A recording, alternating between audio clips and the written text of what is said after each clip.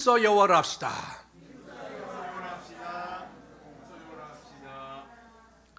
주님의 이름으로 당신을 축복하고 환영합니다.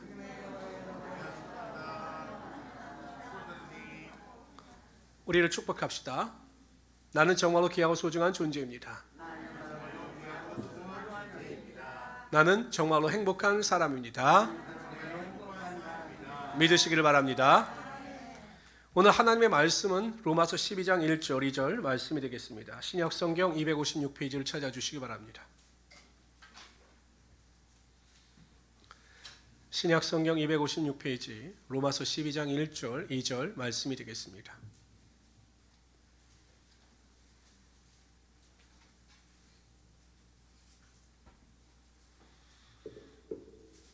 우리 다 찾으셨으면 오늘은 두 절이니까 다 같이 한 목소리 읽겠습니다. 시작. 그러므로 형제들아 내가 하나님의 모든 자비하심으로 너희를 권하노니 너희 몸을 하나님이 기뻐하시는 거룩한 산 제물로 드리라. 이는 너희가 드릴 영적 예배니라. 너희는 이 세대를 본받지 말고 오직 마음을 새롭게 함으로 변화를 받아 하나님의 선하시고 기뻐하시고 온전하신 뜻이 아멘. 저는 이 말씀을 가지고 성도의 기본 이와 같은 제목으로 하나님의 말씀을 증거하도록 하겠습니다. 이번 주에 많은 사람들이 주목을 받지 못했지만 사회적으로 큰 이슈가 되었던 내용이 하나 있습니다. 그것은 무엇이냐면 우리나라 해군사관학교 생도들이 국가인권위원회에게 자신의 부당함을 호소한 내용입니다. 어떤 내용인 거 아니? 회사의 규정은 대학교 1학년 때까지는 절대 이성교제를 하면 안 되는 겁니다. 근데 이번에 이성교제를 해서 발각된 학생들이 40명인데 그 40명이 처벌을 당했습니다.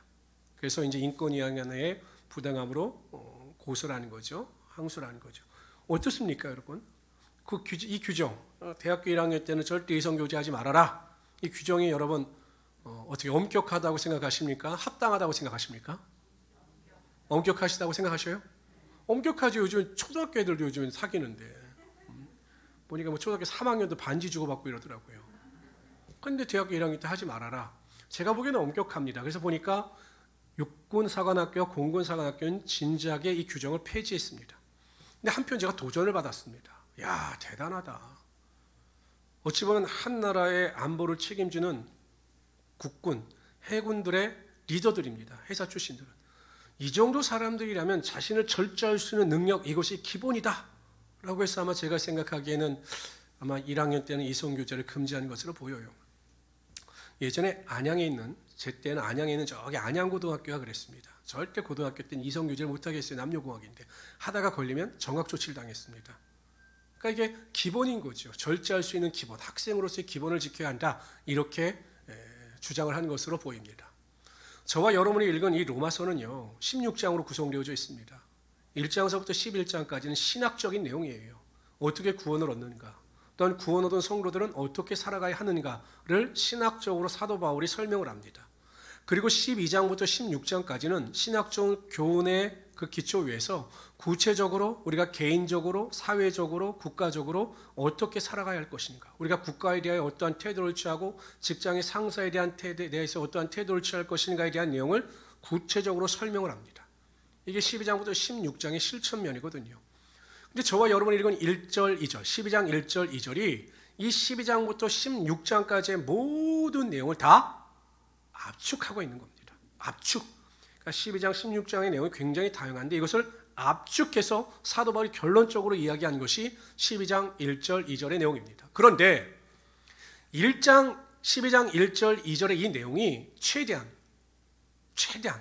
아니라 최소한이라는 것입니다. 성도라면, 구원받은 성도라면, 하나님의 자녀라면 최소한 이 정도는 실천하면서 살아가야 한다라고 사울이 제시한 성도의 기본적인 내용이라는 것입니다. 여러분, 구원받은 성도들이라면 오늘 제가 드리는 이 설교의 말씀 가운데 이 정도는 실천하고 있어야 내가 구원받았구나, 하나님의 자녀로서 합당한 삶을 살아가고 있구나 라고 말할 수 있다는 것입니다. 그래서 저는 오늘 성도의 기본이 무엇인가, 본문 말씀을 중심으로 하여 살펴보도록 하겠습니다. 첫 번째로 성도의 삶에 있어 기본은 먼저 매일 자신이 하나님 앞에서 죽는 겁니다. 1절 한번 다시 한번 읽어봅시다. 시작. 너희 몸을 하나님이 기뻐하시는 거룩한 산 제물로 드리라. 이는 다 같이 투게더 다 같이 있습니다. 시작. 이는 너희가 드릴 영적 예배니라. 너희 몸이라고 했습니다. 몸은 헬라어로 소마입니다. 겉으로 보이는 육체만을 의미하는 것이 아니라 우리의 내면 속에 있는 지, 정, 의 뿐만 아니라 우리의 인격, 우리의 생각, 우리의 욕심, 우리의 모든 사상, 우리의 모든 나태함, 게으름, 나의 전부를 포함하는 것이 너희 몸입니다. 소마입니다. 그런데 우리의 모든 것을 제물로 드려라 이렇게 말씀하셨습니다. 여러분, 구약시대의 제물은 그 제사를 드린 자가 가지고 나와서 그 제물에게 안수를 합니다. 안수를 해요. 자기가 그 제물에 안수돼 자기의 죄를 전가합니다. 그리고 또 자기가 그 제물을 잡아요. 그러니까 여러분, 그 제사에 이끌려 나온 제물은 반드시 죽게 되어 있습니다. 그래서 번제로 하나님께 드려지게 되어 있는 것입니다. 그러니까 하나님께서 우리를 제물로 원하신다라고 하는 것은 우리가 하나님 앞에 나와 매일 죽어야 한다라고 하는 것을 말씀하고 있는 것입니다. 우리가 구원을 받아 아담과 하와로부터 유전되어진 그 원죄에 대해서는 사함을 받았습니다. 그러나 우리에겐 여전히 연약한 육신의 한계가 있기 때문에 이 세상을 살아가면서 우리가 하나님 앞에서 죄를 범합니다. 내 스스로 이것을 자범죄라고 합니다. 내 안에 탐심도 있고 내 안에 욕심도 있고 내 안에 여러 가지 감정도 있어서 하나님 말씀대로 살아가지 못하는 죄를 범한다라는 것입니다. 그래서 골로새서 3장 5절에 보면 이렇게 말씀하십니다. 시작. 그러므로 땅에 있는 지체를 죽이라. 곧 음란과 부전과 사악과 악한 정욕과 탐심이니.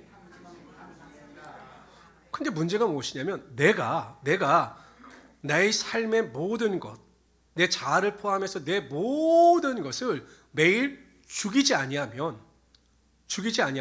하나님의 온전한 은혜가 우리의 삶 가운데 임하지 않는다라는 것입니다.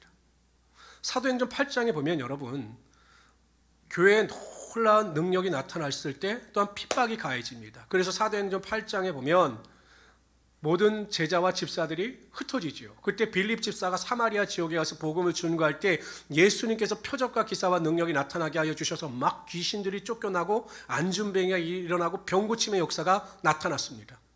그러니까 이 사마리아 성의 기쁨이 충만했습니다. 그런데 그 성 안에 시몬이라고 하는 마술사가 있었습니다. 성경은 마술사라고 하지 우리나라 말로 표현하면 박수무당입니다. 보통 남자 무당을 박수라고 하거든요. 근데 박수무당 시몬이 능력이 있었던 겁니다. 그래서 놀라운 능력을 행하니 사마리아 성 내에서는 나름대로 그 능력을 인정받는 자였고 따르는 자들이 많았습니다.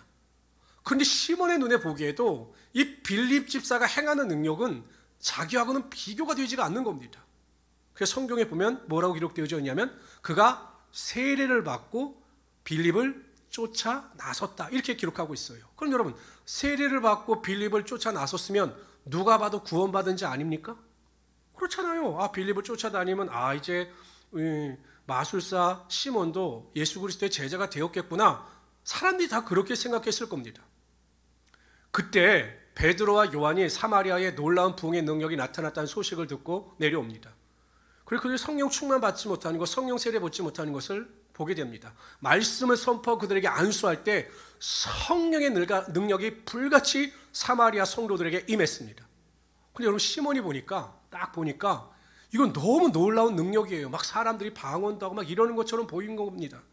그때 시몬이 뭐라고 이야기하냐면 그 베드로하고 요한에게 돈을 주면서 나에게 능력을 주셔서 나도 기도할 때 많은 사람들이 성경 맞는 역사가 나타날 수 있는 걸 나에게 달라라고 돈을 주면서 요구합니다. 베드로와 요한이 화가 나서 그를 책망하는데 거의 저주에 가까운 책망을 했습니다. 참 이상하죠? 모든 사람들이 보기엔 세례도 받았고 빌립을 쫓아다녔으니까 이 사람도 구원받은 자다라고 생각을 했지만 시몬은 여전히 자기 안에 탐심과 욕심이 자리 잡고 있었기 때문에 온전한 은혜를 체험하지 못했고 결국 이러한 누를 범함으로 책망을 받고 말았던 것입니다. 성도들 중에서도요, 여전히 나를 죽이지 못하는 분들이 있습니다. 믿는 것 같은데, 예배 드리는 것 같은데, 하나님을 섬기는 것 같은데 여전히 육신의 정욕과 안목의 정욕과 이생의 자랑을 쫓아 살아가는 성도들이 너무나 많이 있습니다. 입술로는 말로는 그럴듯하고 하나님의 능력을 의지하면서 살아가는 것 같은데 그의 삶을 가만히 보면 여전히 내가 살아있습니다. 나의 나태함과 게으름이 살아있습니다. 나의 죄악됨이 여전히 살아있습니다. 그래서 하나님의 은혜를 체험하지 못하는 성도들이 너무 많이 있다는 것입니다. 내가 알아요. 내가 정말 하나님 앞에서 죽여야 되는 것이 무엇인지를 압니다. 항상 그것을 여러분 깨달으시고 여러분의 탐심과 욕심과 나태함과 게으름과 잘못된 신앙의 모든 것을 십자가에 못 박고 매일 죽어 믿음으로 승리하며 살아갈 수 있는 하나님의 귀한 성도들이 되시기를 주님의 이름으로 축원합니다. 만일 모르겠으면, 정말 모르겠으면, 내가 죽여야 될 것이 무엇인지 모르겠으면 하나님께 기도하시길 바랍니다. 여러분, 성격도 죽여야 합니다. 성격. 우리 남자들 같은 경우, 남성들 같은 경우는 욱하는 성격들 있지 않습니까? 그냥 다혈질적이고 막 다혈질적인 화를 냅니다. 아내가 아니 예수 믿는 사람이 왜 그래? 라고 이야기하면 뭐라고 이야기합니까? 아직까지 내 성격은 못 버렸어. 그만둬. 이러는 분들이 있어요. 이것도 자신을 죽이지 못하는 것입니다. 하나님의 영광을 가리우는 모든 것은 다 십자가에 못 박아야 합니다. 그것이 하나님의 뜻이고 하나님의 영광을 드러내는 길인 것입니다. 우리 성도님들 항상 내 안에 있는 모든 죄악, 육체의 소욕과 모든 악한 것을 매일 십자가에 못 박으심으로 하나님의 영광을 위하여 살아갈 수 있는 귀한 성도들이 되시기를 주님의 이름으로 축원합니다. 두 번째로요, 오늘 보면 성도의 삶에 있어 기본은 우리를 거룩한 제물, 거룩하고 산 제물로 하나님께 드려야 한다, 이렇게 말씀하고 있습니다. 구약 제사에 있어 하나님께 드리는 제물은 온전했습니다. 하나님께 가지고 나온 제물은요, 눈먼 것, 저는 것, 병든 것 안 됐습니다. 가장 최상의 것을 하나님께 제물로 드렸습니다. 우리가 하나님 앞에 내 자신을, 내 삶을 제물로 드린다라고 할 때 나를 가장 거룩하고 살아있는 영적인 존재로 하나님께 드려야 한다는 것입니다. 하나님께서 여러분들에게 원하시는 것은 여러분들의 똑똑함도 아니에요. 여러분의 능력도 아닙니다. 아이고 내가 하나님께 돈을 많이 벌여서 헌금 많이 드리겠다? 내가 주일 성수도 안 하고 그냥 세상을 살아간다? 이거 원치 않으시는 겁니다. 하나님께서 가장 먼저 원하시는 것은 하나님 앞에서 거룩함입니다. 영적으로 깨어있는 것입니다. 살아있는 것입니다.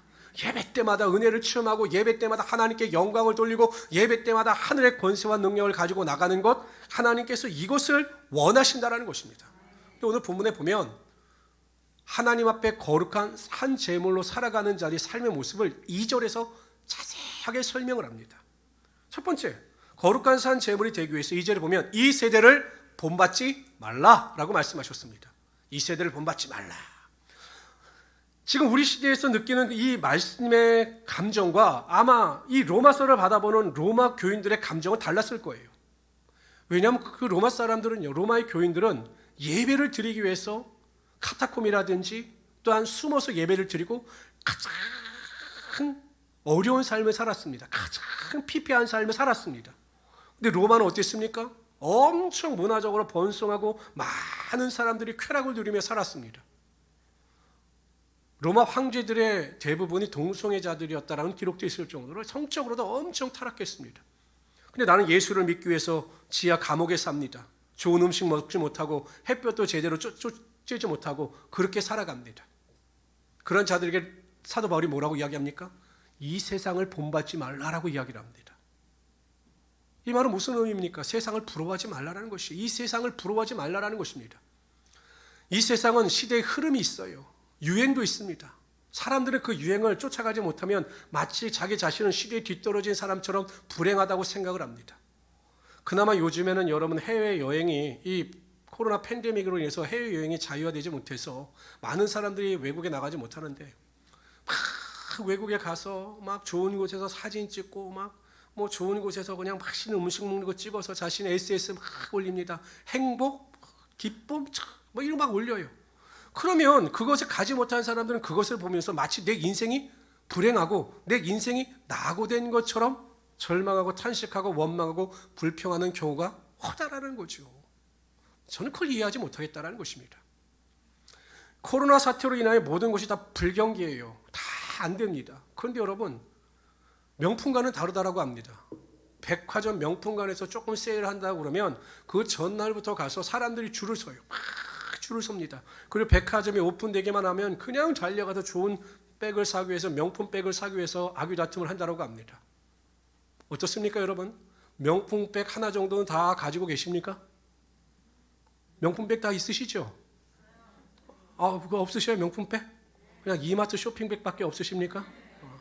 그래요? 우리 성도들은 웬일이십니까? 없어요, 백이? 감사합니다. 제가 우리 집사람한테 한 말이 있어서, 당신은 평생 명품백 가질 생각을 하지 말아라. 성도들 내가 반 이상 살면 그때쯤 한번 생각해 주겠다 했는데, 우리 집사람도 평생 명품백을 가질 건 안 될 것 같습니다. 근데 여러분, 그 명품백 없으면 그것 때문에 낙심하는 사람들이 얼마나 많은지 말아요. 대학생들 보니까 자기들끼리 개를 들어서 명품백을 사준다고 합니다. 여러분, 명품백을 들고 다닌다 해서 그 인생이 명품백입니까? 명품 인생입니까? 아니에요. 제가 한 번은 큰 교회 부목사를 한번 만난 적이 있어요. 우리나라에서 제일 큰 교회 부목사를 만난 적이 있습니다. 저는 솔직히 명품이 뭔지 몰라요. 신발도 양복도 전 명품이 뭔지 몰라요. 저는 솔직히 양복도요 10만 원 이상짜리 사본 적이 없어요. 저는 두 벌에 15만 원짜리 사서 꼭 입는데, 전 명품이, 구두가 명품이 뭔지도 몰라요. 근데 막 이야기를 하고 있는데 옆에 있는 제 동기 목사가 그러더라고요. 저 앞에 있는 사람 저 양복이 뭐고 다 명품이야. 양복은 저 300이고 구두는 200이고 야 시계는 얼마고, 이런 말을 하는 거예요. 그럼 제가 그걸 보고 저 사람 멋있다 이렇게 생각했을까요? 제 눈에 사꾼처럼 보이는 거예요. 사꾼처럼. 예수님이 어디 명품 입고 다니셨습니까? 예수님은 인자가 머리 들 곳도 없다라고 하시면서 자신의 사명을 감당해 나가셨습니까? 제자들이 순교자의 삶을 살아가면서 다른 사람들의 삶을 부러워했습니까? 아니에요. 여러분, 노아가 120년 동안 배를 짓습니다. 노아는 그렇다고 칩시다. 노아의 아내는 뭔 죄입니까? 노아의 아내도 그렇다고 칩시다. 노아를 사랑했으니까. 자식들은 뭔 죄입니까? 태어나 보니까 아버지가 배를 짓고 있어요. 120년 동안. 자부들은 뭔 죄입니까? 사랑해서 왔는데 시부모와 자신의 남편들이 배를 짓고 있어요. 세상에 전혀 관심이 없습니다. 매일 하나님을 믿으라고 선포하며 다닙니다. 근데 여러분, 노아의 가족들이 세상을 부러워했습니까? 안 부러워했어요. 왜 그랬느냐? 하나님께서 자신들에게 주신 사명을 알았고 자신의 인생의 가치를 알았기 때문에 세상 사람들의 향락과 그 풍요함을 부러워하지 않았던 것입니다. 우리가 1,000억이 있습니다. 1,000억. 우리에게 1,000억이 있으면 100억 가진 사람이 부자라고 부러워하지 않습니다. 난 1,000억 가진 부자인데 그 100억 가진 부자를 부러워하겠습니까? 근데 여러분, 어떤 존재입니까? 여러분, 거룩한 성도입니다. 하나님의 자녀입니다. 영생의 선물을 축복으로 받은 자들입니다.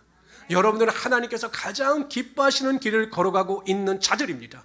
오늘도 이 자리에 나와서 예배자로서의 하나님께 영광을 돌리는 이것만큼 가치 있는 일은 없기 때문에 여러분들이야말로 명품 인생이고 하나님께서 인정하시는 가치 있는 삶을 살아가고 있다는 것입니다.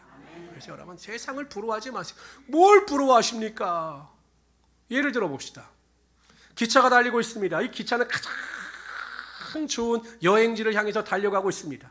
그 기차 안에 타고 있는 모든 사람들은 다 즐거워합니다. 곧 있으면 가장 화려하고 파라다이스 같은 곳에 도착해서 우리가 인생을 엔조이하겠구나 들떠 있습니다. 그런데 가만히 보니까 저 끝에 철로 끝이 끊어져 있어요. 사람들이 그 끊어진 것을 모르고 달리고 있는 겁니다. 궁극적으로 그 철로는 그 떨어진 낭떠러지로 떨어져 다 사람들이 죽게 되어 있어요.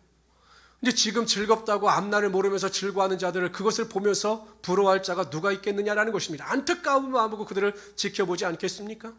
세상의 부귀영화가 다 그런 겁니다. 우리는 항상 하나님이 주시는 그 영생의 축복을 가지고 하나님께 영광을 돌리며 살아갈 수 있는 하나님의 귀한 성도들이 되시기를 주님의 이름으로 축원합니다. 두 번째, 거룩한 산 제물이 되기 위해서 오직 마음을 새롭게 함으로 변화를 받아야 한다, 이렇게 말씀하셔요. 이 세계의 기업사의 흐름을 보면 대기업이 어느 순간 쇠퇴하고 망하고 전혀 예상치 못했던 기업이 갑자기 대기업으로 떠오르는 경우가 많이 있습니다. 우리나라도 보면 이제 IT 업종에 있던 그룹들이 시가총액 10위 안으로 돌아오고 막 이런 일이 벌어집니다. 한 10년 전, 15년 전만 하더라도 코닥이라고 하는 코닥 필름 회사가, 미국의 코닥 필름 회사가 세계에서는 엄청 유명한 대기업이었습니다. 근데 이 코닥은 이 카메라가 디지털로 전환되는 시점을 파악하지 못했어요.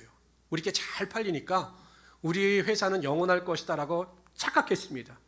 근데 사람들이 더 이상 필름을 찾지 않죠. 다 디지털로 다 바뀌었으니까. 그래서 이 코닥이 쇠퇴기를 걸어갑니다.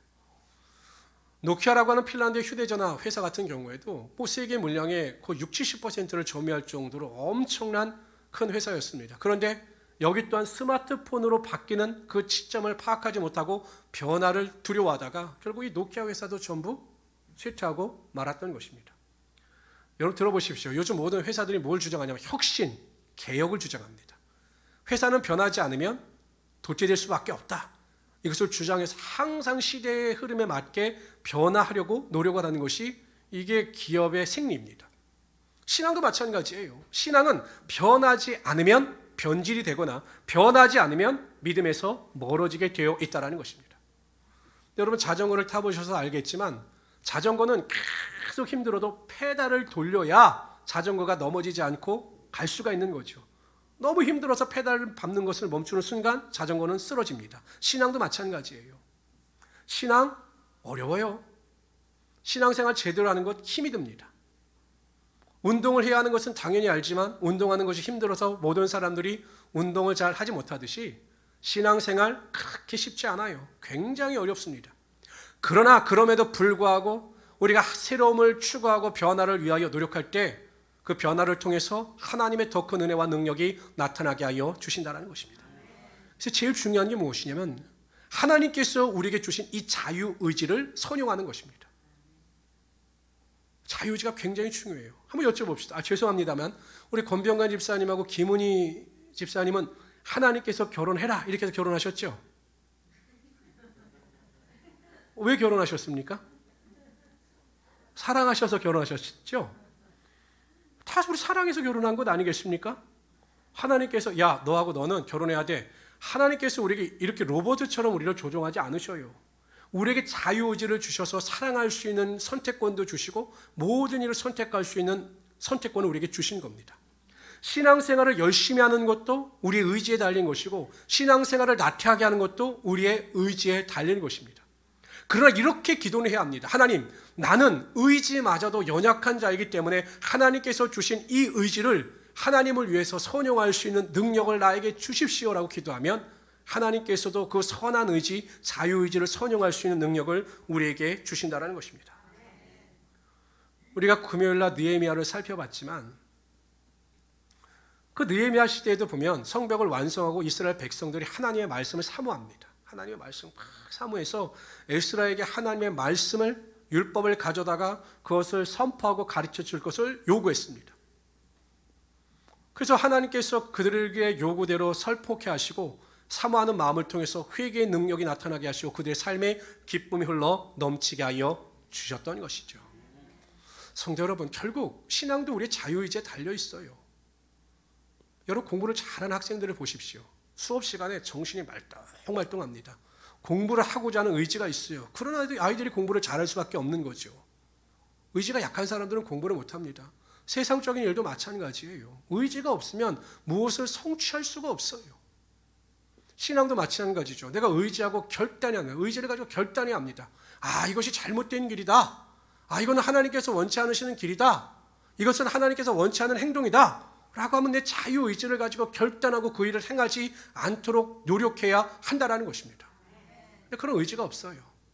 그냥 육신의 소욕을 쫓아 사는 겁니다. 그냥 졸리면 자고 그냥 즐거운 곳이면 하나님의 말씀을 멀리해서 가고 내가 의지가 발동이 안 되니 하나님의 은혜와 능력이 임할 수가 없는 거죠. 성도 여러분 기억하십시오. 하나님께서 나의 주신 그 믿음의 능력을 가지고 항상 하나님의 뜻을 쫓아 이 세대를 본받지 말고 변화를 받아서 마음을 새롭게 함으로 변화를 받아 하나님께 영광을 돌릴 수 있어야 한다는 것입니다. 에베소 4장 22절 24절 읽어봅시다. 시작. 너희는 유혹의 욕심을 따라 썩어져가는 구습을 쫓는 옛사람을 벗어버리고 오직 심령으로 새롭게 되어 하나님을 따라 의와 진리의 거룩함으로 지으심을 받은 새 사람을 입으라. 매일 결단하고 노력하심으로 변화를 받아 새 사람을 입으심으로 하나님의 영광과 능력을 맛보며 살아갈 수 있는 하나님의 귀한 성도들이 되시기를 주님의 이름으로 축원합니다. 세 번째로요, 거룩한 제물이 되기 위해서 2절에 보면 하나님의 선하시고 기뻐하시고 온전하신 뜻이 무엇인지 분별하라 이렇게 말씀하셨습니다. 우리는 항상 무엇인가를 선택하고 결정해야 합니다. 잘 판단해서 결정하고 선택해야 합니다. 그리고 그 선택의 결정에 의해서 우리의 삶이 결정되어지는 것입니다. 그런데 우리는 염려할 필요가 없어요. 우리의 영혼이 깨어 있어서 하나님의 뜻대로 선택하고 결정하면 모든 것이 협력하여 선이 된다라는 사실입니다. 근데 여러분, 하나님의 뜻을 분별하기가 참 쉽지 않다는 데 문제가 있죠. 얼마 전에, 그러니까 아니구나, 한 3년 전, 4년 전이군요. 우리 교회 집사님은 아닌데 뭐 가끔 저에게 이제 상담하는 집사님들이 꽤 많습니다. 다른 교회 다니시는 분들도. 근데 그분이 저에게 부탁을 했습니다. 목사님, 제가 지금 이직을 해야 되는데 지금 딱 이직하기 좋은 시기고 지금 이직을 하면 직급도 하나 업그레이드가 되기 때문에 이직을 해야 되는데 또 그렇게 기도했는데 좋은 기업에서 이직 제의가 들어왔고 취직 원서를 제출해 봐라 이렇게 제안이 들어왔습니다. 어떻게 해야 될까요, 목사님? 옮겨야 될까요? 있어야 될까요? 이런 부탁을 하셔서 같이 기도해 봅시다 라고 기도를 했습니다. 근데 저도 모르겠더라고요. 옮기는 것이 하나님의 뜻인지 제자리에 있는 것이 하나님의 뜻인지 잘 모르겠더라고요. 확신이 안 오더라고요. 저는 그럴 때 어떻게 하냐면 일단 해보라고 합니다. 왜냐하면 그 집사한테도 제가 그렇게 이야기했습니다. 붙이시면 붙는 것이 하나님의 뜻일 것이고 떨어지면 떨어지는 것이 하나님의 뜻일 테니 어떠한 결과가 나오더라도 우리 하나님께 감사하자. 그렇게 제가 제안을 했습니다. 그리고 넣었어요. 이제 모르니까 안 하면 후회하니까 넣어봤습니다. 어떻게 됐을까요? 떨어졌을까요? 붙었을까요? 11시 예배들은 믿음이 없으시네. 9시는 다 붙었다라고 나오는데 여기는 안 붙었다라고 나오네. 떨어졌어요. 근데 여러분, 이 집사나 저나 떨어졌다고 낙심하는 게 아니에요. 왜냐하면 떨어져도 하나님의 뜻인 줄 알고 우리가 감사하자라고 해서 감사했습니다. 그 집사도 이 직장에 있는 것이 하나님의 뜻인 것 같습니다. 제가 비록 지금 이전하는 것보다 월급은 좀 덜 받지만 이게 하나님의 뜻인 것 같습니다. 그래서 회사 일에 열심히 냈습니다. 근데 여러분, 2년인가 3년이 지난 뒤에 이직하려고 했던 그 회사가 통합이 됐어요. 딴 회사로 팔려나갔습니다. 구조조정이 돼서. 3년 전에 그것도 몰랐어요. 근데 여러분 보십시오. 하나님의 뜻을 구하고자 하고 하나님의 뜻에 순종하니 하나님께서 한계의 문을 열어주시고 감사할 때 하나님의 기적의 역사가 나타나게 하여 주셨던 거죠. 근데 전 안타까운 게 있어요. 하나님의 뜻을 모를 때가 있어요. 이걸 해야 될지 말아야 될지 모를 때가 있어요. 그때는 하는 게 맞습니다. 포기하지 말고 하세요. 그럼 하나님께서 그 결과를 통해서 하나님의 뜻을 알려주시는 거예요. 하나님, 제가 하겠습니다. 하나님의 뜻을 알려주십시오. 돼도 하나님의 뜻이고 안 돼도 하나님의 뜻인 것을 알고 제가 감사하겠습니다 라고 하면 하나님의 뜻이 분별이 되는 것입니다. 안 됐으면 하나님께 다른 길을 열어주시지 않겠습니까? 근데 어떤 성도들은 그냥 시도조차 하지 않아요. 그럼 하나님의 뜻이 무엇인지 분별할 수가 없는 거죠. 우리가 하나님의 뜻을 분별할 수 있는 다양한 방법이 있습니다. 첫째는 성경을 통해서 하나님의 뜻을 알 수가 있어요. 성경에는 명확하게 나와 있어요. 오늘 말씀도 보십시오. 거룩하고 온전하신 하나님의 뜻을 분별하라. 항상 기도하라. 쉬지 말고 기도하라. 범사에 감사하라. 하나님의 뜻에 나와 있지 않습니까? 원수를 용서해라. 하나님의 뜻이 나타나 있지 않습니까? 웬만한 건 다 이게 하나님의 말씀에 다 나타나 있습니다. 그런데 정말 하나님의 뜻을 모를 때가 있죠. 이제 제가 지금 말씀드렸던 것처럼 직장을 이직해야 되는지 말아야 되는지 또 어떤 일을 선택해야 되는지 모를 때가 있어요. 그럴 때는 어떻게 하느냐? 성령께서 우리의 마음속에 마음을 주셔요. 오늘 보세요. 하나님의 뜻은 선하시고 기뻐하시고 온전하다 이렇게 말씀하셨잖아요. 근데 내가 보기엔 정말 좋은 것 같아요. 내가 이 일을 하고 싶어요. 선택하고 싶어요. 근데 기도할 때마다 마음이 불편한 겁니다. 기쁨이 없어요. 하고자 하는 일을 놓고 기도할 때마다 마음의 기쁨이 없어요. 하나님의 뜻입니까? 아닙니까? 아니에요. 그건 하지 말아야 됩니다. 하나님의 뜻은 항상 선한 겁니다. 제가 예전에도 한번 말씀드렸지만 제 동기 목사가 한 10년 전에 전도사가 돼서 계엄 예배를 드린다고 해서 이제 계엄 예배를 드리러 갔어요. 가보고 깜짝 놀랐습니다. 나이트클럽이라는 거예요. 그러니까 나이트클럽이 잘 되게 해달라고 기도할 수도 없고 또 안 되게 해달라고 기도할 수도 없고 그래서 하나님의 뜻대로 되기를 원합니다라고 기도가 나왔는데 그래도 그 집사님은 깨어있는 사람인지 6개월 만에 그 사업을 접었다라고 합니다. 예수 믿는 사람들은 그런 일 하면 안 되는 거잖아요. 하나님께서 기뻐하시는 선한 일이 아니잖아요. 그러니까 성령께서 그 마음을 부어주셔야 우리가 충분히 감당할 수 있는데 성령 충만한 자들은 그래서 아무리 세밀한 일이 할지라도 하나님의 음성을 들을 수가 있는 겁니다. 성령의 감동을 통해서 하나님의 뜻을 알 수 있어요. 세 번째는 다양한 방법을 통해서 환경을 통해서 하나님께서 역사하시면 때로는 사람의 입술을 통해서도 말씀하셔요. 제가 전주에서 사역하면서 하나님께서는 계속 저에게 개척에 대한 마음을 주셨습니다. 근데 그때는 개척할 상황이 아니었어요. 전 두려웠습니다. 왜냐하면 뭐 돈도 없고 뭐 개척할 상황도 아니고 아니에요. 그래서 계속 거부했습니다. 아니라고 계속. 그리고 그때는 제가 너무 좋았거든요. 사역하는데도 너무 성도들하고 호흡도 잘 맞고 너무 좋았습니다. 근데 어느 날 제가 예배 때 성도를 모시기 가기 위해서 한 권사님을 딱 태웠는데 그 권사님이 무슨 말을 하다 밑도 끝도 없이 저에게 갑자기 전후 사정도 안 맞는데 갑자기 저에게 목사님 안양 비산동에 가서 개척하세요 이러는 거예요. 권사님 지금 그런 말 할 때가 아닌데요. 어떻게? 두 번을 그러시는 거예요. 그리고 이제 제가 왔습니다. 그리고 제가 정말 모든 사정 가운데 하나님께서 역사하셔서 이제 개척을 했죠. 하나님 저에게 이제 관양동이라고 한 마음을 주셔서 저는 개척했는데 저는 그게 관양동인 줄 알고 개척했는데 비산 3동이더라고요.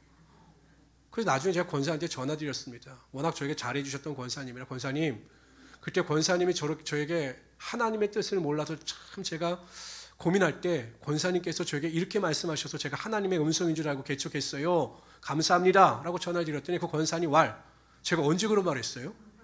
본인은 그런 말을 한 것도 모르는 거죠. 하나님께서는 그러한 방법으로도 하나님의 능력을 반드시 뜻을 알려주시는 것입니다. 성경은 기억하세요. 내가 하나님의 뜻을 알고자 소망하고 하나님의 뜻을 알고자 노력하면 하나님은 반드시 하나님의 뜻을 여러분에게 알려주십니다. 무엇이 하나님의 뜻이고 어느 길로 가는 것이 하나님의 뜻이고 무엇을 선택하는 것이 하나님의 뜻이고 어떻게 살아가는 것이 하나님의 뜻인지를 알려주셔요. 그런데 내가 하나님의 뜻에 전혀 관심이 없어요. 그냥 세상 사는 것이 너무나 즐겁습니다. 하나님의 뜻이 무엇인지 관심도 없어요. 그런 자에게는 하나님의 뜻을 알려주시지 않아요. 그러니까 항상 잘못된 길을 걸어가는 것입니다. 잘못된 길을 걸어가면서 내가 잘 믿고 있다고 착각하는 것입니다. 그러한 어리석은 인생이 되지 않기를 바랍니다. 하나님 항상 저에게 말씀하셔서 하나님의 뜻을 보여주시고 하나님의 뜻을 알게 하여 주시고 하나님의 길을 저에게 열어주셔서 그 길을 걸어가게 하여 주십시오. 이렇게 기도하며 승리하시는 하나님의 귀한 성도들이 되시기를 주님의 이름으로 축원합니다. 예수님께서 마태복음 7장에 보면 산상설교 가운데 이렇게 말씀하셨습니다. 나더러 주여 주여 하는 자마다 천국에 다 들어갈 것이 아니요 다만 하늘에 계신 내 아버지의 뜻대로 행하는 자라야 들어가리라. 이게 예수님의 행위 구원을 말씀하시는 것이 아니에요. 율법대로 살아야 하나님의 나라에 들어간다 이렇게 말씀하시는 것이 아닙니다. 예수님께서 말씀하신 의도는 이런 겁니다. 최소한 나를 따르는 자, 나의 제자가 된 자, 나의 십자가를 지고 가는 자는 다 하나님의 뜻대로 행하게 되어 있다는 것이에요. 이것이 성도들의 최소한의 기본이라는 것입니다. 성도 여러분, 이 기본이 되어 있지 않은데 어떻게 우리가 구원을 받았다라고 말씀할 수 있겠습니까? 절대 신앙에 대해서는 착각하지 말아야 합니다. 그냥 막연하게 구원받았지 이런 생각하지 말아야 된다는 것입니다. 구원받은 성도는 기본이 있어요. 기본적인 신앙의 열매가 있다는 것입니다. 예수님께서는 하나님의 뜻대로 행하게 되어 있다. 성도의 기본은 그거다 라고 말씀하시는 것입니다. 사도 바울도 성도의 기본과 관련해서 오늘 우리들에게 교훈을 주고 있지 않습니까? 하나님께서 원하시는 성도의 기본은 매일 내가 죽는 겁니다. 육체의 소욕을 죽이는 것입니다. 그래서 항상 하나님의 거룩한 은혜를 사모하고 거룩한 은혜 가운데 구하는 것입니다. 두 번째는 이 시대를 부러워하지 않는 것입니다. 세상을 부러워하지 않는 것입니다. 세상 사람들이 어떻게 살든 세상 사람들이 어떠한 부귀와 영화를 누리든 그거 부러워하지 않는 것입니다. 우리는 하나님께서 정해주신 이 신앙의 길, 가치 있는 길에 만족하고 감사하며 살아가면 세상이 줄 수 없는 신령한 기쁨과 은혜가 우리의 삶 가운데 반드시 임하게 되는 것입니다. 세 번째, 매일 새롭게 변해야 합니다. 우리의 자유의지를 가지고 사모하는 마음을 가지고 신령한 은혜와 능력을 사모하여 매일 성장하고 성숙하는 성도가 되어야 한다는 것입니다. 네 번째로 하나님의 뜻에 귀를 기울이십시오. 과연 하나님은 나에게 무엇을 말씀하실까? 내 가정에게 원하시는 것이 무엇일까? 내가 직장에서 원하시는 것이 무엇일까? 하나님의 뜻을 물으십시오. 알려주실 것입니다. 그리고 가장 좋은 길로 우리의 인생을 이끌어 가실 것입니다. 이러한 은혜와 능력을 맛보신 우리 성도들이 되시기를 주님의 이름으로 축원합니다.